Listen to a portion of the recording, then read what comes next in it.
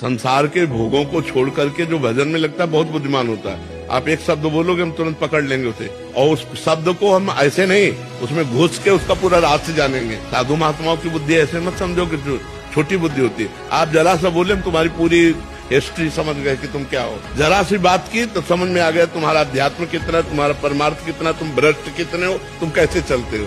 जिससे आप बात कर रहे हो ना, तो हम आपकी पूरी जीवनी को देख रहे हैं। तो आपकी जीवनी देख करके मुझे पता चलता है ऐसे से ऐसा चल रहा है। पूरे ट्रक के बोरों को छेदा नहीं जाता, एक में परखी लगाए गए पूरे का दाम दे दिया जाता है, नहीं दे दिया जाता।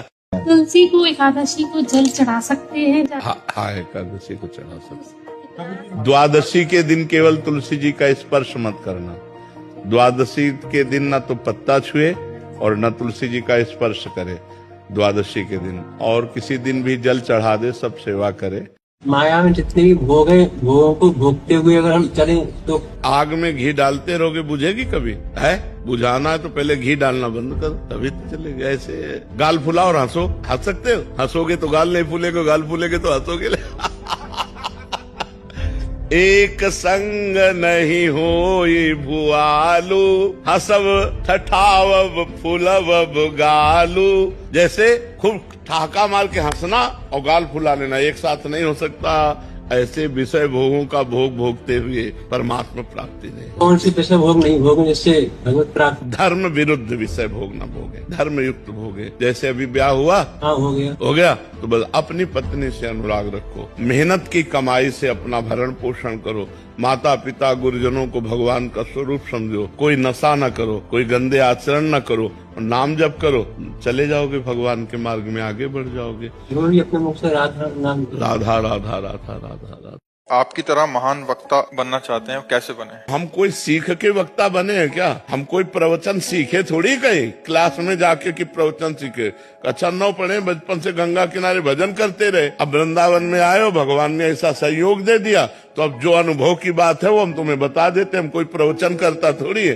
प्रवचन करता तो ये संस्कृत विद्यालय में पढ़े होते, किसी के सत्संग में जाके बैठे होते और सुनकर बोलने का अभ्यास करते। और ये सब ऐसे नहीं, ये भजन से होता है। तो खूब डट के भजन करो, प्रवचन करता बनने की मत सोचो। नहीं कि आप जैसा भारी प्रवक्ता हम कोई भारी प्रवक्ता नहीं है। हम तो भगवान का भजन करते हैं, जो हमको अनुभव में आया। आप प्रश्न करते हुए उत्तर दे देते हैं। यहाँ बैठे बैठे आपने पूरा जीवन सुधार दिया लोगों का। बस भजन का बल काम करेगा तो भजन बल करेगा। इसीलिए हम बार बार नाम जप कर रहे हैं, बार बार भजन की बात कह रहे हैं। आपकी तरह महान वक्ता बनना चाहते हैं, कैसे बने? हम कोई सीख के वक्ता बने हैं क्या? हम कोई प्रवचन सीखे थोड़ी कहीं क्लास में जाके कि प्रवचन सीखे। अच्छा 9 पढ़े, बचपन से गंगा किनारे भजन करते रहे। अब वृंदावन में आए हो, भगवान ने ऐसा सहयोग दे दिया, तो अब जो अनुभव की बात है वो हम तुम्हें बता देते। हम कोई प्रवचन करता थोड़ी है। प्रवचन करता तो ये संस्कृत विद्यालय में पढ़े होते, किसी के सत्संग में जाके बैठे होते और सुनकर बोलने का अभ्यास करते। और ये सब ऐसे नहीं, ये भजन से होता है।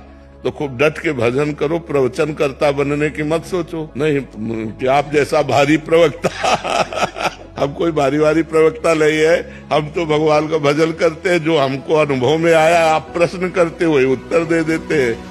यहाँ बैठे बैठे आपने पूरा जीवन सुधार दिया लोगों का। बस भजन का बल काम करेगा तो भजन बल करेगा। इसीलिए हम बार बार नाम जप कर रहे हैं, बार बार भजन की बात कह रहे हैं।